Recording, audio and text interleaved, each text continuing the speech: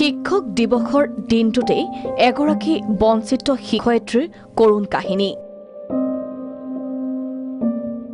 টিংখাঙৰ নশ্ৰীপুৰীয়া গাঁৱৰ মামণি গগৈ শিক্ষয়িত্ৰীগৰাকীয়ে এতিয়া কঠোৰ জীৱন সংগ্ৰামত ব্ৰতী হ'ব লগা হৈছে।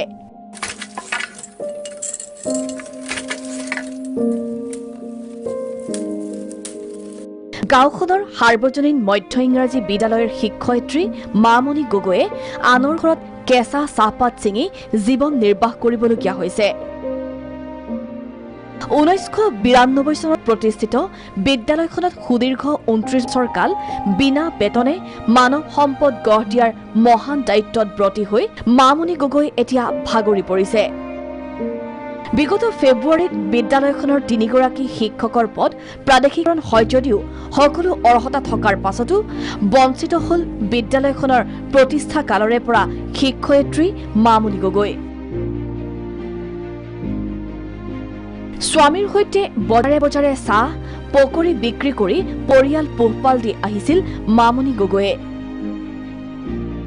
পিছে কৰোনা মহামাৰী আৰু দীঘলীয়া লকডাউনৰ ফলত হাট বজাৰসমূহ বন্ধ হৈ থকাত এতিয়া উপায়হীন হৈ আনৰ ঘৰত কেঁচা চাহপাত তুলি দুবেলা দুমুঠি উপাৰ্জন কৰিছে এইগৰাকী বঞ্চিত শিক্ষয়িত্ৰীয়ে।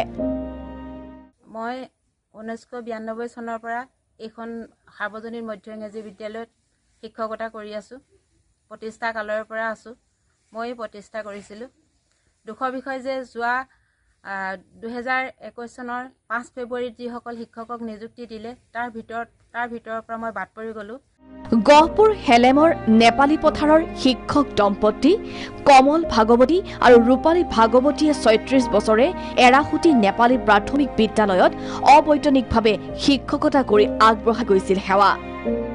2021 চনত বিদ্যালয়খন প্ৰাদেশিকৰণ হয় যদিও দুয়োৰে ইতিপূৰ্বে অৱসৰ বুলি কোৱা কৰে শিক্ষা বিভাগে। জীৱন সংগ্ৰাম এতিয়াও চলি আছে ভাগৱতী দম্পতীৰ। প্ৰাথমিক বিদ্যালয়ৰ 1983 চনৰ পৰা অবৈতনিক হিচাপে কাম চলাই আছিল। পৰিতাপৰ বিষয়ে বহুবাৰ মই আবেদন নিবেদন কৰিও বিদ্যালয়খন প্ৰাদেশিকৰণ কৰিব চেষ্টা কৰিছিলোঁ যদিও বয়সে নুকুলালে।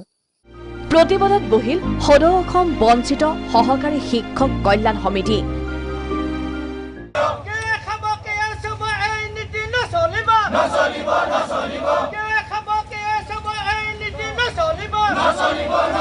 স্থান গুৱাহাটীৰ চচল, দিনাংক 5 ছেপ্টেম্বৰ শিক্ষক দিৱস। শিক্ষক কল্যাণ সমিতিৰ তৰফৰ পৰা আমি চৰকাৰক বিনম্ৰতাৰে আহ্বান জনাব বিচাৰিছোঁ। 2005 চনৰ স্বীকৃত আৰু অনুমোদন প্ৰাপ্ত আমি এই মধ্য ইংৰাজী বিদ্যালয়ৰ 2জনকৈ শিক্ষক বাদ পৰিছোঁ আৰু ME স্কুলৰ 3জনকৈ শিক্ষক বাদ পৰিছে। Bureau' report Prag news.